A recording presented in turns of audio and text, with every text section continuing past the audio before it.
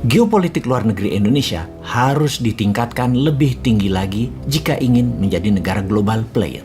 Salah satunya bagaimana membuat semua negara tetangga menjadi respect, hormat dengan Indonesia. Yang Indonesia harus kumpulkan secara cepat rasa hormat tersebut. Sungguh, respect is something we have to earn. Rasa hormat itu tidak bisa dipaksakan. Harus dikumpulkan sedikit demi sedikit. Untuk itu, kita harus memahami apa yang terjadi dengan gerakan satu rumpun ras Melanesia. Kita harus membuat strategi khusus untuk membangun rasa hormat di kawasan timur Indonesia yang saat ini menjadi perebutan pengaruh antara Kuat dengan Tiongkok. Jadi, pertama-tama kita harus bisa menjawab mengapa Vanuatu dan Solomon Island sangat anti dengan Indonesia. Mereka gemar menyerang Indonesia. Bahkan United Liberation Movement of West Papua atau ULMWP atau gerakan separatis membebaskan Papua dari wilayah NKRI dibangun dan berpusat di Vanuatu. Kita akan membicarakan mengenai kawasan ini termasuk membahas langkah Tiongkok yang 2 kali lebih cepat dari langkah Australia dan Amerika menguasai teritori tersebut. Video narasi kali ini didukung oleh aplikasi Dinaran. Dinaran adalah banking sistem layaknya uang Anda diletakkan di BCA dan Mandiri. Ada debit card untuk transaksi edisi dan ATM. ATM-nya GPN. Selama ada logo GPN, kartu ATM Dinaran bisa tarik tunai. Dinaran yang membedakan dengan BCA dan Mandiri adalah rekening rupiah Anda tadi ada jumlah gramasi emas yang setara. Kalau Anda letakkan 10 juta rupiah, maka di debit card Anda ada kurang lebih 10,3 gram emas juga sebagai underlay-nya. Gramasi emas selalu sama, namun nilai rupiah turun naik berdasarkan naik turunnya harga emas dunia. Ayo sahabat, registrasi di aplikasi Dinaran di Google Store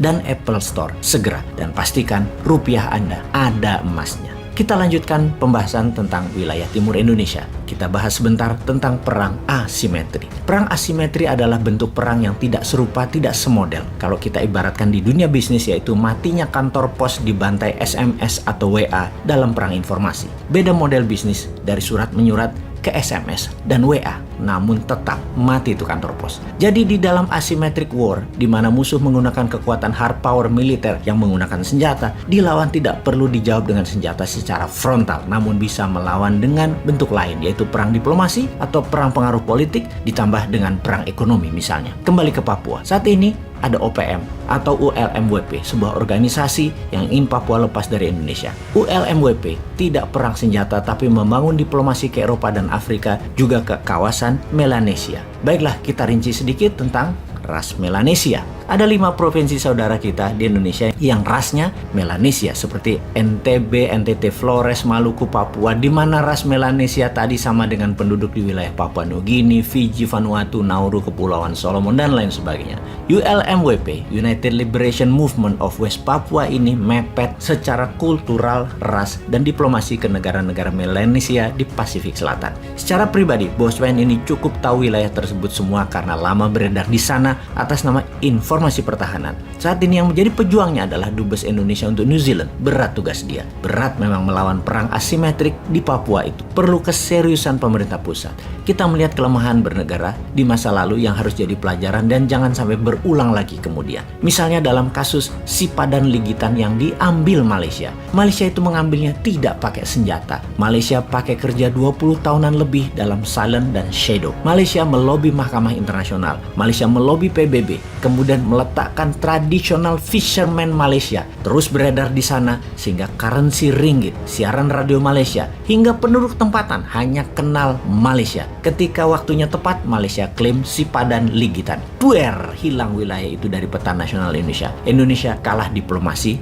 Indonesia kalah bukti. Itulah perang asimetrik. Itulah juga strategi Tiongkok dalam perang dengan Kuat di Pasifik. Kita kembali mendiskusikan strategi Tiongkok melawan Kuat di Pasifik. Sahabat semua, kita tahu negara Pasifik itu bukan negara berkembang yang bodoh. Mereka cukup pintar memahami langkah Tiongkok. Tiongkok menjanjikan banyak hal dalam perjanjian dengan negara Pasifik tersebut, seperti menyediakan dana $3 billion untuk membangun infrastruktur, kemudian strategi penanganan dampak perubahan cuaca yang bisa menenggelamkan banyak pulau Pasifik, mengirim 200 tenaga medik dan juta vaksin untuk menangani virus Wuhan, 2.500 guru dan dosen, dan 1.000 tentara untuk keamanan. Dan dalam deal kali ini juga ada kalimat Tiongkok boleh membangun pangkalan militer, maritim base, serta meletakkan personil militer di kawasan Pasifik tersebut. Wang Yi yang berada di Kepulauan Pasifik selama beberapa hari mengadakan kunjungan ke 7 negara Pasifik dan 3 virtual meeting dengan 3 negara lainnya. Pusat pergerakan ini semua ada di Solomon Island dan berakhir di Fiji, di mana Wang Yi memberikan pernyataan persnya akan rencana kerja dengan 10 negara Pasifik dengan Tiongkok di Fiji tersebut. Kegiatan Tiongkok di Pasifik ini menampar keras Perdana Menteri Australia yang baru, Anthony Albanese, karena semua ini terjadi di halaman belakang Australia, sehingga membuat kuat jaga-jaga dan Canberra buru-buru juga mengirim Menteri Luar Negeri Australia ke Fiji di saat yang sama. Agaknya memang langkah Tiongkok ini bikin panik kuat dan pastinya bikin panik Australia yang kehilangan pengaruhnya di negara-negara Pasifik tersebut. Ada yang menarik di antara negara yang sedang digarap Tiongkok. Di negara Pasifik tersebut ada satu negara kecil yang melawan dan tidak mengizinkan wilayahnya untuk di-fishing, diambil ikannya oleh Tiongkok dan tidak mau join kesepakatan dengan Tiongkok. Dialah Mikronesia. Mikronesia negara kecil yang penduduknya hanya 150.000 jiwa, di mana Presiden Mikronesia, David Panuelo, menuliskan surat peringatan atas langkah soft power Tiongkok ke 21 negara Pasifik sebagai langkah penaklukan dan berpotensi penghilangan kedaulatan atas negara Pasifik atas kekayaan alamnya sendiri. Tiongkok dianggap sedang cari akses untuk kendalikan regional Pasifik. David Panuelo meminta 21 negara Pasifik menolak kerjasama dengan Tiongkok. Di sisi lain, Tiongkok menyangkal adanya surat peringatan dan email dari pemimpin Mikronesia tersebut kepada semua negara Pasifik, termasuk 10 negara yang akan menjalankan kerjasama ekonomi dengan Tiongkok. Demikian Wang Wenbin, juru bicara Kementerian Luar Negeri Tiongkok, berkali-kali menyangkal adanya surat Panuelo tersebut, karena Tiongkok percaya kerjasama ini akan menguntungkan semua negara Pasifik. Tetapi kita percaya, negara Pasifik itu juga tahu apa yang terbaik untuk negaranya masing-masing, apa yang jadi nation interest negara tersebut untuk berkembang maju tanpa terjebak pinjaman Tiongkok. Bisa kok membangun negara masing-masing tanpa hutang. Mudah-mudahan hasil akhirnya Wang Yi, sang Menteri Luar Negeri Tiongkok, membawa tangan kosong ketika balik ke kampung mereka ke Tiongkok. Wahai negara Pasifik, tunggu Indonesia ya. Pasti kerjasama dengan Indonesia akan lebih menguntungkan dua belah pihak. Semua pihak dapat manfaat lebih dengan adil. Indonesia sudah punya rencana besar tersebut kan ya?